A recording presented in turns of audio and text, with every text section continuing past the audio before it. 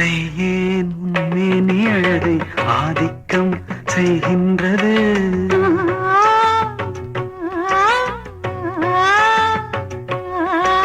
நாளைக்கே ஆனந்த விடுதலை காணட்டும், காணாத உறவில் கை தொட்டும் மெய் தொட்டும், கிராமத்தில் தூங்காத விழியின் சந்திப்பில் என்னென்ன நயம் தமிழ் சங்கத்தில் பாடாத கவிதை அங்கத்தில் யார் தந்தது.